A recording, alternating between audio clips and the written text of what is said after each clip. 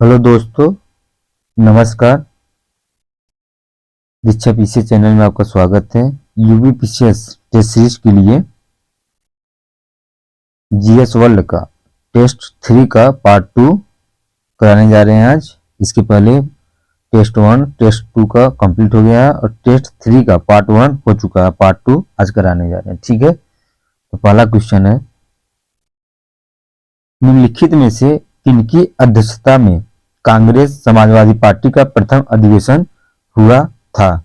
तो जो हुआ था वो स्वामी सपूरानंद, ऑप्शन सी सही है, ठीक है। क्योंकि 1934 में स्वामी सपूरानंद की अध्यक्षता में कांग्रेस समाजवादी पार्टी का प्रथम अधिवेशन हुआ था।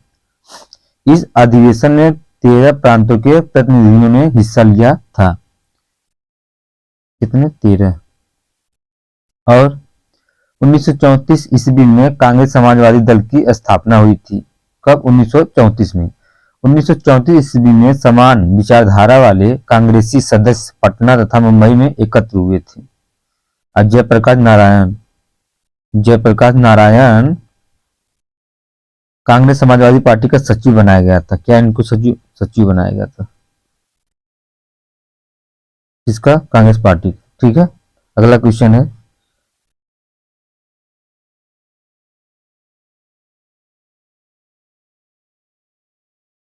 निम्नलिखित में से किस वायसराय द्वारा भारतीय सांख्यिकी सर्वेक्षण की स्थापना की गई थी? ठीक है, तो की गई थी आपका लॉर्ड मेयो द्वारा, ठीक है। क्योंकि लॉर्ड मेयो कब से कब तक शासन किए थे? तो 1869 से 72 तक, ठीक है। कठियावाड़ा में राजकोट कॉलेज तथा भारतीय युवराजों को राजनीतिक प्रशिक्षण देने के लिए अजमेर में मेयो कॉलेज की स्थापना हुई थी। भारतीय सांख्यिकी सर्वेक्षण की स्थापना, कृषि एवं वाणिज्य विभाग की स्थापना हुई थी। 1871 में भारत की प्रथम जनगणना हुआ था। कब? प्रथम जनगणना कब हुआ था? वो हुआ था 1871 में। राज्यों में रेलवे व्यवस्था का शुभारंभ हुआ था। लॉर्ड नॉर्थब्रुक 1872 से 76, लॉर्ड कर्जन 1899 से 1905, लॉर्ड डलहौजी जो है 1848 से 56 के बीच में, ठीक है। अगला क्वेश्चन है, ऑप्शन जो है ये सही है। निम्नलिखित में से किसे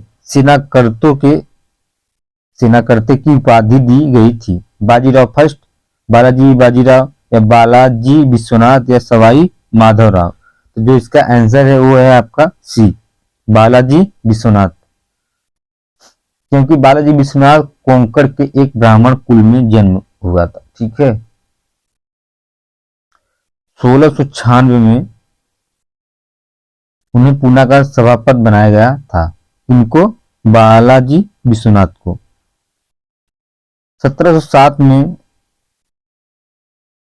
औरंगजेब की मृत्यु हो गई थी।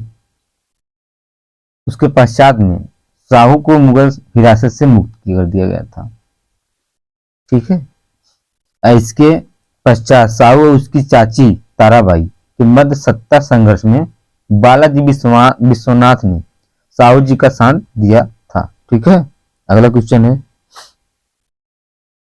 निम्नलिखित में से किसने बंगाल में क्रांतिकारी दल का गठन किया और उसके प्रचार प्रसार के लिए अनेक शाखाएं खोली थी? ठीक है, तो वह है आपका अरविंद घोष, ऑप्शन सी सही है। क्योंकि अरविंद घोष कवि और भारतीय राष्ट्रवादी थे, मतलब एक कवि भी थे और राष्ट्रवादी भी थे, ठीक। जिन्होंने आध्यात्मिक विकास के माध्यम से सार्वभौमिक मोक्ष का दर्शन प्रतिपादित किया था। अरविंद घोष ने बंगाल में क्रांतिकारी दल का गठन किया और उसका प्रचार प्रसार करने के लिए अनेक शाखाएं खोली और वे स्वयं उसके प्रधान संचालक बने रहे। खुदीराम बोस और कन्हैयालाल दत्त के उनके संगठन के ही क्रांतिकारी थे, ठीक है। अगला क्वेश्चन है, निम्नलिखित में से किसके द्वारा मेट्रोपॉलिटन कॉलेज की स्थापना की गई थी? तो वो थे आपके ईश्वरचंद विद्यासागर, ऑप्शन सी सही है। क्योंकि अपने समाज सुधार योगदान के अंतर्गत ईश्वरचंद विद्यासागर ने देसी भाषा और लड़कियों की शिक्षा के लिए स्कूलों की एक श्रृंखला के साथ कलकत्ता में मेट्रोपॉलिटन कॉलेज की स्थापना की थी। कहां पर? कलकत्ता में। उसके बाद उन्होंने इन स्कूलों को चलाने में आने वाले खर्चा का बीड़ा उठाया और अपनी बंगाली में लिखी गई किताबों, जिन्हें विशेष रूप से स्कूली बच्चों के लिए लिखा गया था, की बिक्री से फंड अर्जित किया गया है। ईश्वरचंद विद्यासागर ने वर्ष 1848 में बैताल पंचविंशति नामक बांग्ला भाषा के प्रथम गद्य रचना का भी प्रकाशन किया था। ठीक है, अगला क्वेश्चन है, किस सम्मेलन में कर्नल मैकमोहन द्वारा तिब्बत, चीन और भारत के बीच सीमा के रूप में मैकमोहन रेखा प्रस्तावित किया गया था? तो हुआ था आपका शिमला सम्मेलन, ऑप्शन सी सही है। ब्रिटिश भारतीय सेना के अधिकारी lieutenant colonel sir Arthur Henry McMahon, जो ब्रिटिश भारत में एक प्रशासक भी थे, वो प्रसिद्ध मैकमोहन रेखा एक सीमांकन है जो तिब्बत और उत्तर पूर्व भारत को अलग करता है। मैकमोहन रेखा कर्नल मैकमोहन द्वारा 1914 को शिमला सम्मेलन तिब्बत, चीन और भारत के बीच सीमा के रूप में प्रस्तावित किया था। कब? 1914 में।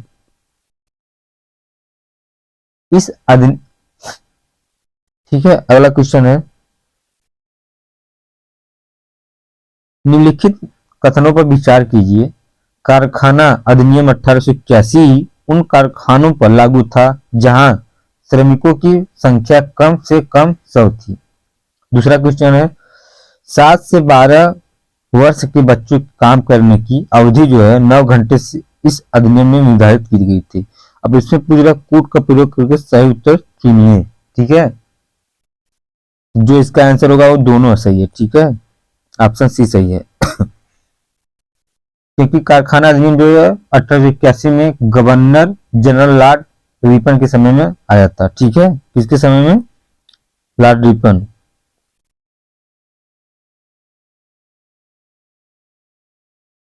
इस अधिनियम का उद्देश्य था अल्पायु श्रमिकों को संरक्षण एवं उनके लिए स्वास्थ्य सुरक्षा को व्यवस्था करना था।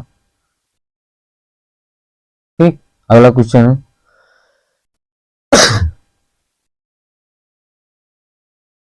निम्नलिखित में से कौन भारतीय राष्ट्रीय ट्रेड यूनियन कांग्रेस के प्रथम अध्यक्ष थे? इंपॉर्टेंट क्वेश्चन है। तो ये है आपका वल्लभ भाई पटेल, ऑप्शन बी सही है।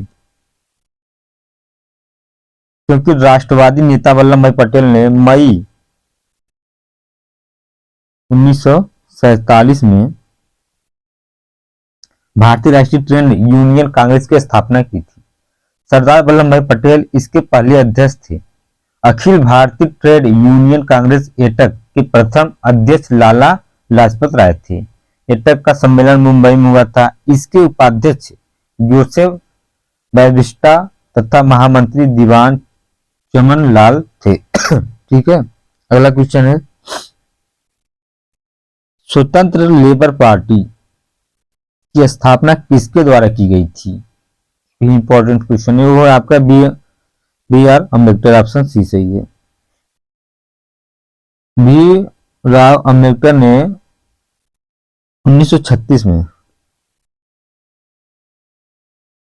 स्वतंत्र लेबर पार्टी की स्थापना की थी, जो 1937 में केंद्रीय विधानसभा चुनाव में 15 सीटें जीती थी। इसने ऑल इंडिया क्लासेस एसोसिएशन का संगठन किया। डॉक्टर अम्बेडकर को 1990 में मरणोपरांत भारत रत्न से सम्मानित किया गया। उन्होंने अपनी पुस्तक जाति के विनाश भी 1936 में प्रकाशित की, जो उनके न्यूयॉर्क में लिखे एक शोध पत्र पर आधारित थी। ठीक है, अगला क्वेश्चन है, प्रथम भारतीय आम चुनाव 1951-52 के संबंध में निम्नलिखित में पर विचार कीजिए। इस चुनाव में 14 राष्ट्रीय दल शामिल थे, या भारत की तत्कालीन जनसंख्या के लगभग आधी आबादी जिन्होंने 18 वर्ष की आयु प्राप्त कर ली थी को मतदाता के तौर पर पंजीकृत किया गया था। कोड का प्रयोग करके बताइए कौन सा कोड सही है इसमें। ठीक है, जो इसका आंसर है वो आपका है खाली केवल 1A सही है, क्योंकि ये वाला गलत है। ठीक है, क्योंकि प्रथम आम चुनाव अक्टूबर 1951 में हुआ था, फरवरी 1952 में के बीच 4 माह आयोजित की गई थी। इस चुनाव में कुल 53 राजनीतिक दलों ने हिस्सा लिया था, जिनमें से 14 राष्ट्रीय दल भी शामिल थे। लगभग 173 मिलियन भारत की तत्कालीन जनसंख्या की लगभग आधी आबादी लोगों जिन्होंने 21 वर्ष की आयु प्राप्त कर ली थी मतदाता के तौर पर पंजीकृत किया गया था।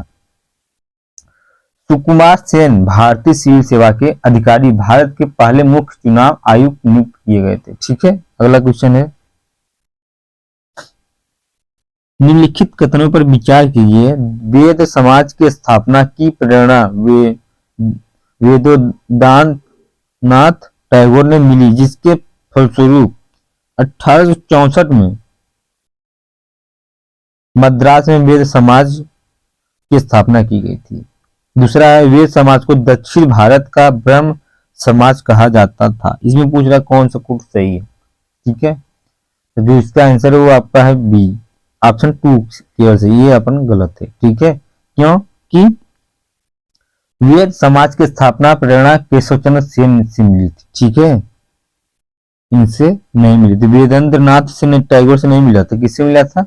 वो केशवचंद्र सेन से मिला था। श्री धरलू नायडू के द्वारा 1864 में मद्रास में वेद समाज की स्थापना की गई थी। वेद समाज को दक्षिण भारत का ब्रह्म समाज कहा जाता है, ये भी सही है। उन्होंने ब्रह्म समाज की पुस्तकों का तमिल तथा तेलुगु भाषा में अनुवाद किया था। ये इंपॉर्टेंट क्वेश्चन है। ठीक है, अगला क्वेश्चन है, बंगाल में क्रांतिकारी आंदोलन के बारे में निम्नलिखित में से कौन सा कथन गलत है। ठीक है, इसमें पहला, बंगाल के क्रांतिकारी आंदोलन का सूत्रपात भद्रलोक समाज ने किया था। ठीक है, अगला क्वेश्चन है, 1902 में पुलिस दास ने ढाका अनुशीलन समिति की स्थापना की थी। सी है, कलकत्ता अनुशीलन समिति बंगाल का पहला आतंकवादी संगठन था। चौथा, 1915 से 16 में बंगाल में राजनीतिक डकैतियां तथा हत्याएं अपने चरम सीमा पर पहुंच गई थी। ठीक है, इसमें पूछा कौन सा गलत था, तो ऑप्शन जो सी है ये गलत है, क्योंकि कलकत्ता अनुशीलन समिति जो है बंगाल का पहला आतंकवादी संगठन था, ये गलत है। ठीक है,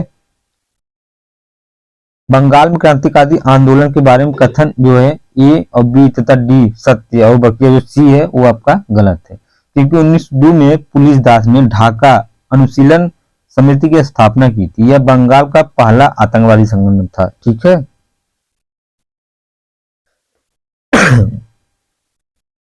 1915-16 में बंगाल में राजनीतिक डकैतियां तथा हत्याएं अपनी चरम सीमा पर पहुंच गई थी। कब? 1915 से 16 ईस्वी में। अधिकांश क्रांतिकारी गुट बाधा जतिन के नाम से प्रसिद्ध जतिन्द्रनाथ मुखर्जी के नेतृत्व में एकजुट हो गए थे। ठीक है, अगला क्वेश्चन है, दुर्भिक्ष जांच आयोग ने जिनके अध्यक्ष सर जॉन वुडहेड से संबंधित थे वो है आपके बंगाल दुर्भिक्ष 1943 के कारणों की जांच करने के लिए। ऑप्शन सी सही है।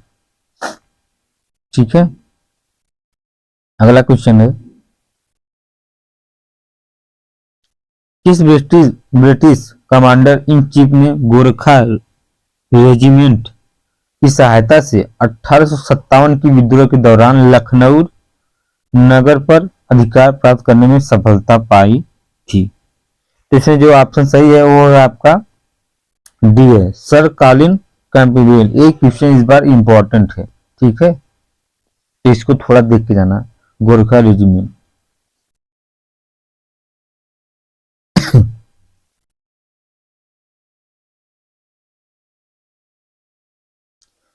क्योंकि लखनऊ में 1857 के विद्रोह का नेतृत्व तो बेगम हजरत महल ने किया था। लखनऊ का बेगम हजरत महल, ठीक। बेगम हजरत महल के पुत्र बिरजिस कादिर को लखनऊ का नवाब घोषित कर दिया गया था।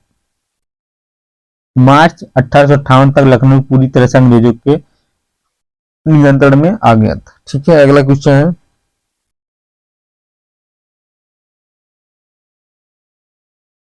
निम्नलिखित में से किसने भारतीय सामाजिक सम्मेलन की स्थापना की थी? तो जो इसका आंसर है वो है आपका सी, रघुनाथ राव तथा एमजी रानाडे। ऑप्शन सी सही, क्योंकि भारतीय सामाजिक सम्मेलन की स्थापना एमजी रानाडे एवं रघुनाथ राव ने की थी। महादेव गोविंद रानाडे एक भारतीय विद्वान, समाज सुधारक, न्यायिक और लेखक थे।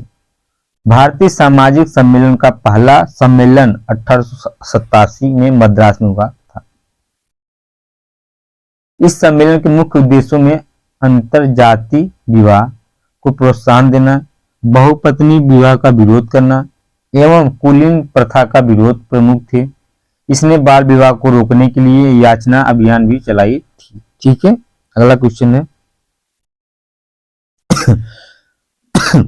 अहमदिया आंदोलन जो उदार सिद्धांतों पर आधारित था, प्रारंभ कहां से हुआ था? तो हुआ था आपका बी, कादिया कहां पर है? पंजाब से। ठीक है,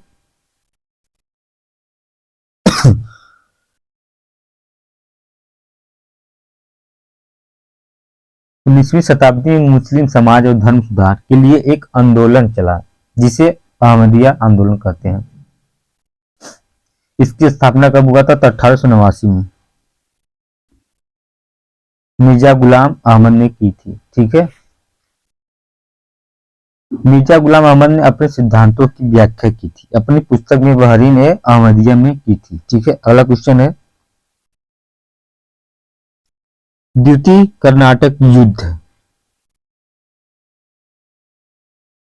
1751 से 1755 के संबंध में कौन सा कथन गलत है? ठीक है, अंग्रेजों ने हैदराबाद में नासिर जंग का साथ दिया था। दूसरा, फ्रांसीसियों ने हैदराबाद में अनिरुद्दीन का साथ दिया था। फ्रांसीसियों ने कर्नाटक में चंदा साहब का साथ दिया। चौथा, अंग्रेजों ने कर्नाटक में अनिरुद्दीन का साथ दिया था।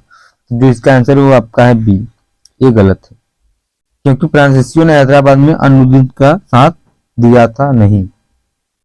हैदराबाद और कर्नाटक उत्तराधिकारी के युद्ध में अंग्रेजों और फ्रांसीसियों ने खुलकर भाग लिया। अंग्रेजों ने हैदराबाद में नासिर जंग तथा कर्नाटक में अनिरुद्दीन का साथ दिया। भारत में अंग्रेजों और फ्रांसीसियों के बीच 3 कर्नाटक युद्ध लड़े गए थे। पहला जो थे 1740 से 1748 के बीच।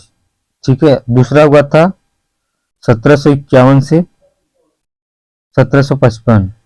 तीसरा हुआ था 1758 से 1763। ठीक है, जो इसका है बी ऑप्शन गलत है। अगला क्वेश्चन है,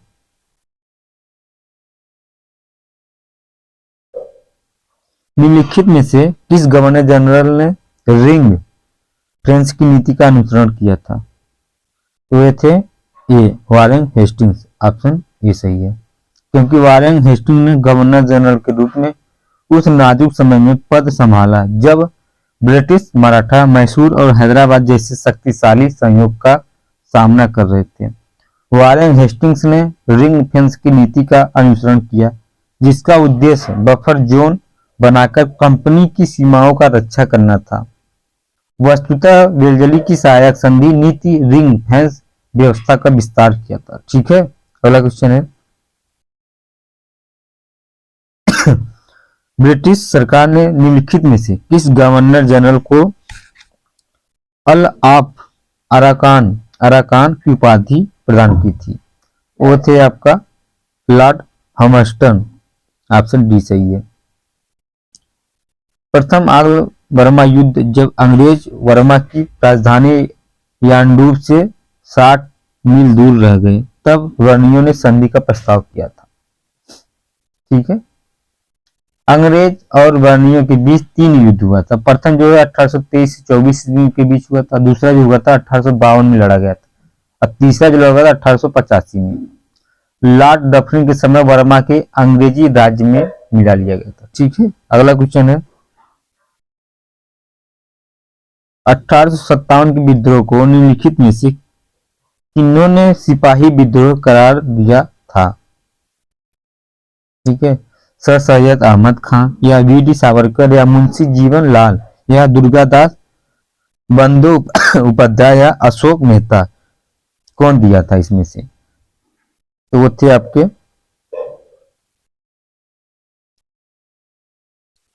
सर सैयद अहमद खान, और उसके बाद मुंशी जीवनलाल और दुर्गादास बंदोपाध्याय, ये तीनों दिए थे। ठीक है, तो ऑप्शन कौन सा? ये सी।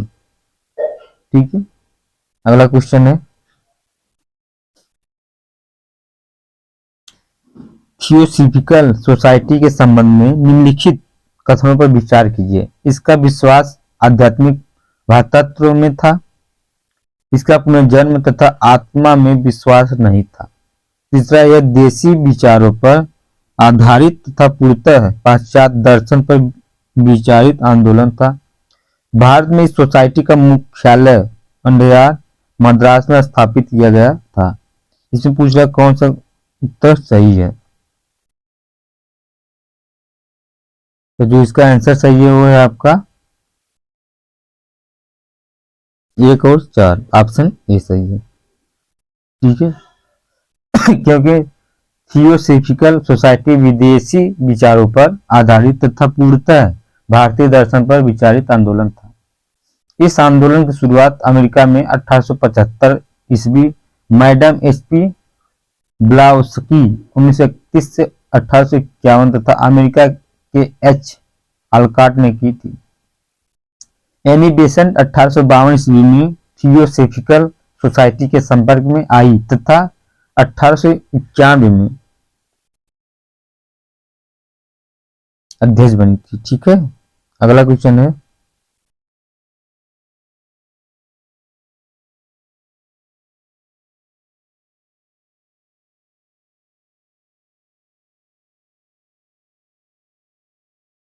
रैयतवाड़ी व्यवस्था के बारे में निम्नलिखित कथनों पर सही बताइए, कौन सा सही नहीं है। ठीक है, यह व्यवस्था भारत के सबसे बड़े भाग में लागू की गई थी। या दूसरा है भूमि का स्वामित्व किसानों को दिया गया था। 1792 ईस्वी में यह व्यवस्था बारामहल जिले में पहली बार हार्ल्ड मैकेंजी द्वारा लागू किया गया था। या 1820 में यह व्यवस्था मद्रास में लागू कर दी गई थी। ठीक है, तो जो इसका आंसर है वो आपका है सी। 1792 ईस्वी में यह व्यवस्था बारामहल जिले में पहली बार हार्ल्ड मैकेंजी द्वारा लागू किया गया था। क्योंकि 1792 ईस्वी में रैयतवाड़ी व्यवस्था बारामहल जिले में पहली बार कर्नल रीड द्वारा लागू किया गया था। इसे संपूर्ण ब्रिटिश भारत की 51% पर लागू किया गया था। ठीक है, अगला क्वेश्चन है अमीनी समिति का संबंध निम्नलिखित में से है? उद्योगों से संबंधित है, या सहकारी संस्थाओं से संबंधित मुद्दों पर, या भू राजस्व के पुनर्निर्धारण से है, या भू राजस्व तथा आकार से संबंधित सिफारिश की गई है। ठीक है, तो जो इसका आंसर है वो है आपका डी, भू राजस्व तथा आकार से संबंधित सिफारिश। क्योंकि अमीनी समिति की स्थापना जो हुई थी वो हुआ था 1778 में, और इस समिति ने भू राजस्व व आकार समिति से सिफारिश की थी। ठीक है, अगला क्वेश्चन है आंग्ल मैसूर युद्ध से संबंधित गवर्नर जनरल निम्नलिखित में से नहीं थे। वो है आपका लॉर्ड हमस्टन, ये नहीं थे, ऑप्शन ए। अब बाकी तीनों ऑप्शन सही है। ठीक है, क्योंकि कुल 4 आंग्ल मैसूर युद्ध हुआ था। प्रथम आंग्ल मैसूर जो युद्ध हुआ था, प्रथम वाला जो युद्ध हुआ था वो आपका 1767 से 69। सेकेंड जो हुआ था आपका 1780 से 84। जो थर्ड युद्ध हुआ था आपका 1790 से 1792। और जो चौथा हुआ था युद्ध आपका 1799 में, फोर्थ वाला 1799। ठीक है, अगला क्वेश्चन है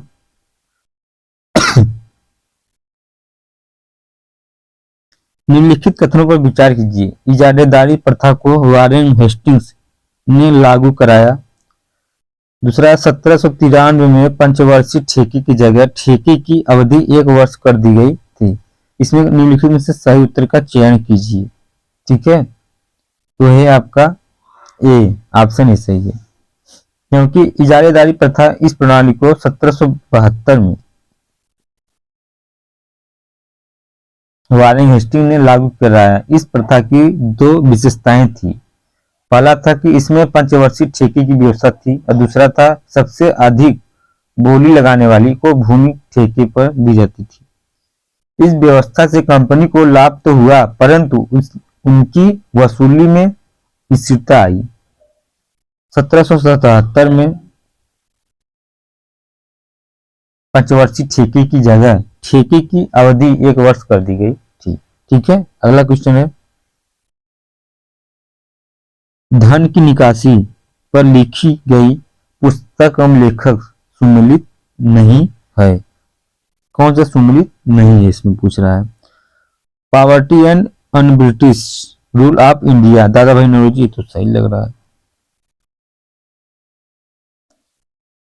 poverty problem in India, G V. Joshi, यही गलत है। ठीक है, economic history of India, R C. Dutt, सही है। Essay on Indian economy, Ranade, ये भी सही। तो ऑप्शन जो है बी गलत है। ठीक है, क्योंकि संपत्ति के पलायन या धन की निकासी में विदेशी पूंजी द्वारा भारत के सुदूर आंतरिक क्षेत्र में प्रवेश और शोषण के सुविधाजनक बना दिया गया था। पॉवर्टी प्रॉब्लम इन इंडिया, ये जो है पॉवर्टी प्रॉब्लम इन इंडिया जो है ये किसका तब है, तो ये है आपका पृथ्वी चंद्र राय का, चंद्र राय का। ठीक है, ये पुस्तक लिखी थी, न कि जी.वी. जोशी द्वारा। ठीक है, अगला क्वेश्चन है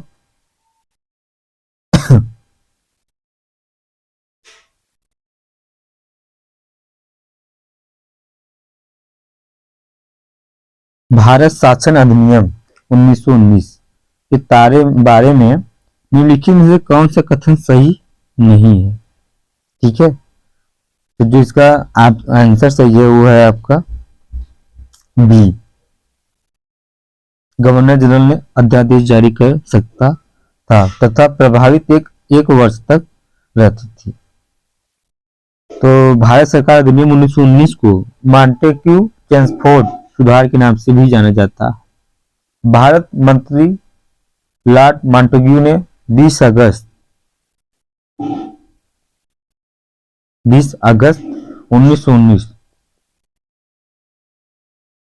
1917 तो ब्रिटिश संसद में यह घोषणा की कि ब्रिटिश सरकार का उद्देश्य भारत में उत्तरदायी प्रशासन की स्थापना की गई। ठीक है, अगला क्वेश्चन है निम्नलिखित में से किस विद्रोह को कुचलने के लिए वारेन हेस्टिंग्स को कठोर कार्रवाई करनी पड़ी थी, तो वो थी आपका सन्यासी विद्रोह, ऑप्शन सी सही है। क्योंकि सन्यासी विद्रोह भारत की आजादी के लिए बंगाल में अंग्रेज हुकूमत के विरुद्ध किया गया था, एक प्रबल विद्रोह हुआ था। ठीक है, क्योंकि सन्यासियों में अधिकांश शंकराचार्य के अनुयायी थे। इतिहास प्रसिद्ध इस विद्रोह की स्पष्ट जानकारी बंकिम चंद्र चटर्जी के उपन्यास आनंद मठ में मिलती है। ठीक है। अगला क्वेश्चन है, निम्नलिखित में से किसने 1942 ईस्वी में बंबई के ग्वालिया टैंक मैदान में भारतीय राष्ट्रीय कांग्रेस का ध्वज तिरंगा फहराया था? तो वो थे आपके वरुण आसफ अली। ऑप्शन सी सही है। एक परीक्षा में कई बार पूछ चुका है, इम्पोर्टेंट। अनुला आसफ अली जो है 1909 से 1996, कब 1909 से 1996,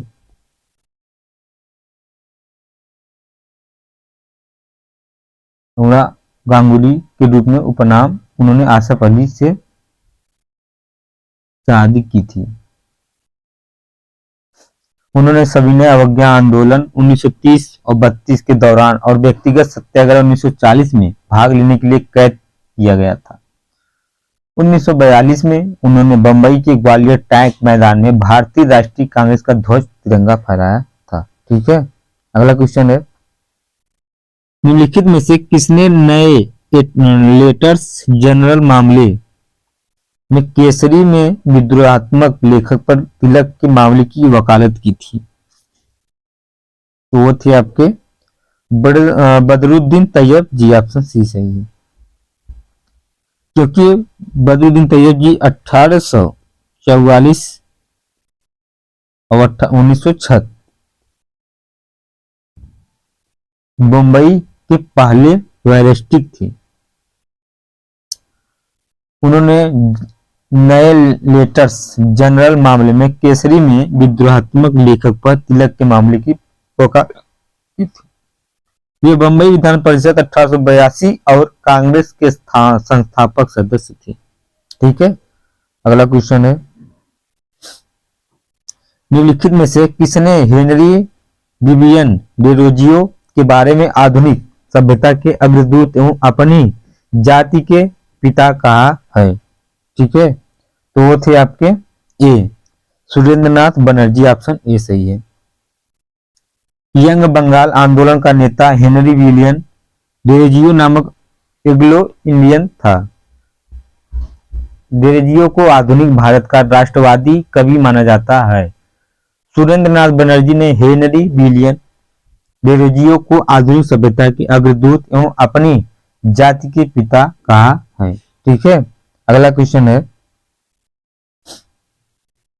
जस्टिस पार्टी का गठन निम्नलिखित में से किसके द्वारा किया गया था? तो ये है सी ऑप्शन सही, डॉक्टर सी नतेशा मुदलियार।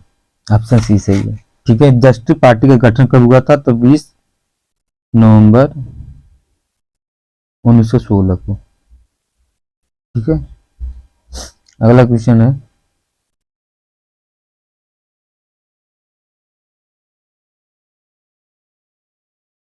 चंपारण सत्याग्रह के बारे में निम्नलिखित कथनों पर विचार कीजिए। गांधी जी के नेतृत्व में भारत में किया गया था। यह पहला सत्याग्रह था। ए जी रंगा ने गांधी के चंपारण सत्याग्रह का समर्थन किया था। रविन्द्रनाथ टैगोर ने चंपारण सत्याग्रह के बाद गांधी को महात्मा की उपाधि दी थी। यह बिहार के दक्षिण पूर्व में स्थित चंपारण वह इलाका है जहां सत्याग्रह की नींव पड़ी थी। ठीक है। तो जो इसका आंसर है वो कौन सा है? तो वह है आपका केवल फर्स्ट से ये ऑप्शन। गांधी जी के नेतृत्व में भारत में किया गया था यह पहला सत्याग्रह था, क्योंकि गांधी जी के नेतृत्व में बिहार के चंपारण जिले में सन 1917 चंपारण सत्याग्रह हुआ था। गांधी जी के नेतृत्व में भारत में किया गया था पहला सत्याग्रह था। बिहार के उत्तर पश्चिम में स्थित चंपारण वह इलाका है जहां सत्याग्रह की नींव पड़ी थी। रविन्द्रनाथ टैगोर चंपारण सत्याग्रह के दौरान ही गांधी को महात्मा की उपाधि दी थी। एनी जी रंगा ने गांधी के चंपारण सत्याग्रह का विरोध किया था, समर्थन नहीं विरोध किया था। ठीक है। अगला क्वेश्चन है, बाबुल मोरा नैहर छूटा जाए नामक रचना के लेखक निम्नलिखित में से कौन है? तो वह है आपके वाजिद अली शाह। ऑप्शन ए सही है। अवध के स्वतंत्र शासकों की श्रृंखला में अंतिम शासक वाजिद अली शाह प्रसिद्ध कवि थे। अंततः 1856 में लॉर्ड डलहौजी ने अवध को उस पर कुशासन का आरोप लगाकर ब्रिटिश शासन के अधीन कर लिया और इस तरह बाबुल मोरा नैहर छूटा जाए के रचयिता वाजिद अली शाह ने अवध हमेशा के लिए छूट गया। ठीक है, अगला क्वेश्चन है, जाट राज्य भरतपुर का वास्तविक संस्थापक निम्नलिखित में से किसे माना जाता है? तो है आपका बदन सिंह, ऑप्शन सी सही है। बदन सिंह चूड़ामन का भतीजा था जिसे अहमद शाह अब्दुल्ला ने राजा की उपाधि प्रदान की थी। ठीक है, अगला क्वेश्चन है, निम्नलिखित में से किसने कोरोमंडल तट विशेष रूप से पुलिकट में एक रीडिंग पोस्ट की स्थापना की थी? वो थे आपके डचों ने, क्योंकि डच ईस्ट इंडिया कंपनी के व्यापारी ने पहली बार भारतीय महाद्वीप में अपनी उपस्थिति स्थापित की जब उन्होंने डच कोरोमंडल विशेष रूप से पुलिकट में एक रीडिंग पोस्ट की स्थापना की थी। डचों ने 1616 में से 1627 सूरत और बंगाल में भी उपस्थित दर्ज की थी। भारत ने डचों द्वारा स्थापित पहला कारखाना कब खोला था? तो 1605 में। कहां पर? मछलीपट्टनम में। ठीक है, मछलीपट्टनम में। अगला क्वेश्चन है, डचों द्वारा भारत में क्रमशः 1616 और 1627 में स्थापित फैक्ट्रियां निम्नलिखित में से हैं? तो वो थे आपके सी ऑप्शन, सूरत और बंगाल में। ठीक, 1605 ईस्वी में डचों ने आंध्र प्रदेश के मछलीपट्टनम में पहली फैक्ट्री की स्थापना की थी। कहां पर? सूरत। कब? 1605 में। बाद में उन्होंने भारत के अन्य भागों में भी अपना व्यापारिक केंद्र स्थापित किया। डच सूरत और डच बंगाल की स्थापना क्रमशः 1616 और 1627 में की थी। डचों ने काली मिर्च और मसालों के व्यापार पर एकाधिकार स्थापित करके आर्थिक दृष्टि से अत्यधिक लाभ कमाया। कपास, अफीम, नील, रेशम और चावल ने प्रमुख वस्तुएं हैं जिनका व्यापार डचों द्वारा किया जाता है। ठीक है, अगला क्वेश्चन है, पुर्तगालियों ने किस मुगल सम्राट की अनुमति से हुगली में कारखाना स्थापित किया था? तो वो थे आपके ए अकबर। मुगल सम्राट अकबर की अनुमति से पुर्तगालियों ने हुगली में कारखाने स्थापित किए। 16वीं शताब्दी के दौरान पूर्वी तट पर किलेबंदी नहीं हुई। 16वीं शताब्दी के आरंभ तक पुर्तगालियों का एशियाई व्यापार पर प्रभुत्व बना रहा। ठीक है, अगला क्वेश्चन है,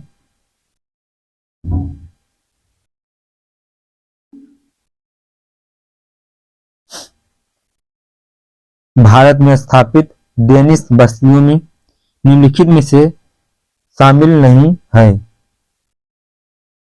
तो वो थे आपके मछलीपट्टनम, ऑप्शन ए। अब बाकी सब शामिल थे इसमें। ठीक है, क्योंकि डेनमार्क के संबंधित किसी भी व्यक्ति या वस्तु को डेनिश कहा जाता है। डेनमार्क द्वारा लगभग 225 वर्ष तक भारत में अपने उपनिवेश बनाए रखे गए। भारत में स्थापित डेनिश बस्तियों में कोबार, तमिलनाडु, सोरामपोरा, पश्चिम बंगाल और निकोबार द्वीप समूह थे। 1605 ईस्वी में डचों ने आंध्र प्रदेश में मछलीपट्टनम में अपनी पहली फैक्ट्री स्थापित की थी। ठीक है, अगला क्वेश्चन है, मराठा पेशवा बाजीराव फर्स्ट के शासनकाल से संबंधित संधि नहीं हुई थी। कौन सा इसमें है? तो है आपका झलकी की संधि। ये थोड़ी हुआ था कहीं। बाजीराव फर्स्ट 1720 से 40 के शासनकाल में हुई संधि थे। कब? 1720 से 40। मुंगी सिवांगांव की संधि निजाम के साथ हुआ था। वारणा की संधि जो है हुआ था आपका 1731 में। और किसके साथ हुआ? समूजी के साथ हुआ। दुरई की संधि 1738 में हुआ था। ठीक है। और निजाम के साथ हुआ था 1752 की झलकी संधि हुई थी। कब? 1792 में।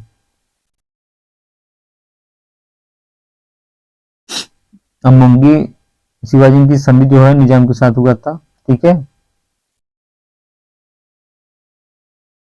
अगला क्वेश्चन है, ब्लू वाटर पॉलिसी किस पुर्तगाल गवर्नर से संबंधित है? अल्बुकर्क, नीनो डी कुना या ग्रासियो डी नोराना और फ्रांसिस्को की अल्मीडा। तो जो इसका आंसर है वो है आपका डी, फ्रांसिस्को डी अल्मीडा। क्योंकि यूरोप वासियों में सर्वप्रथम पुर्तगाल भारत आए थे। 1505 में फ्रांसिस्को डी अल्मीडा भारत में प्रथम पुर्तगाली गवर्नर बनकर आए। उसने सामुद्रिक नीति को अधिक महत्व दिया तथा हिंद महासागर में पुर्तगालियों की स्थिति को मजबूत करने का प्रयत्न किया था। ठीक है। उसकी यह नीति ब्लू वाटर पॉलिसी के नाम पर जानी जाती है। अगला क्वेश्चन है, डचों द्वारा निम्नलिखित में से किस टकसाल से भगवान वेंकटेश्वर भगवान विष्णु के चित्र वाले सोने की पगोड़ा सिक्के जारी की गई थी? वो थे आपका डी, पुलिकट। डचों ने भारत में रहने के दौरान सिक्कों की ढलाई पर भी हाथ जमाई थी। डचों द्वारा जारी किए गए सभी सिक्के स्थानीय सिक्का ढलाई के नमूने पर आधारित थे। ठीक है। अगला क्वेश्चन है,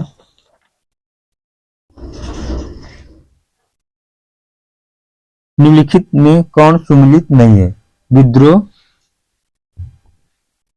या नेतृत्व करता। इसमें पूछ रहा है कौन सा सुमिलित नहीं है। ठीक है। अहोम विद्रोह जो हुआ था 1828 से 1930 के बीच में। अहोम विद्रोह कब हुआ था? 1828 से 30 के बीच में हुआ था। उत्तरी असम पर जबरन अधिकार के प्रतिनिधि अहोम शासक की तरफ से गदाधर सिंह ने विरोध किया था। ठीक है। जो चेर विद्रोह हुआ था 1817 में हुआ था। चेरा का पूर्वी भारत में भूषण सिंह के नेतृत्व में विद्रोह हुआ था। किसके से? भूषण सिंह। तो ये ऑप्शन सही है। कोल विद्रोह कब हुआ था? 1831 में। कोल विद्रोह हुआ था 1831 में। झारखंड राज्य के छोटा नागपुर क्षेत्र में हुआ था। इसका नेतृत्व कौन किया था? सुरगा तथा सिंगराय। तो ऑप्शन ये भी सही है। रामोसी विद्रोह जो हुआ था आपका 1826 में हुआ था।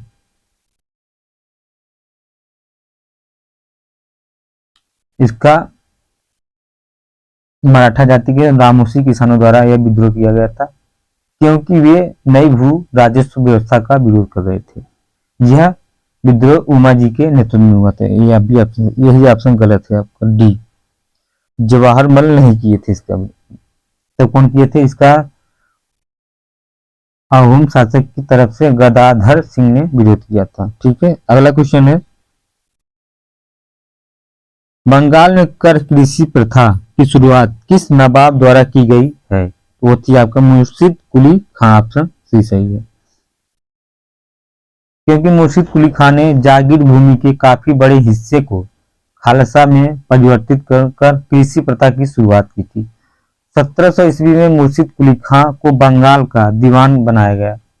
1713 ईस्वी में फर्रुखसियर ने सूबेदार के रूप में मुर्शिद कुली खां की नियुक्ति की तथा 1717 ईस्वी में बंगाल का सूबेदार बन गया था। ठीक है। अगला क्वेश्चन है, निम्नलिखित में से किसने अवध के शासक के रूप में राजा की उपाधि धारण की थी? तो वो थे आपके सआदत खान सेकंड। 1800 19 ईस्वी में अवध के 7वें शासक सआदत खां ने राजा की उपाधि धारण की थी। अवध के स्वतंत्र शासक की श्रृंखला में अंतिम शासक वाजिद अली शाह प्रसिद्ध कवि था। ठीक है, अगला क्वेश्चन है,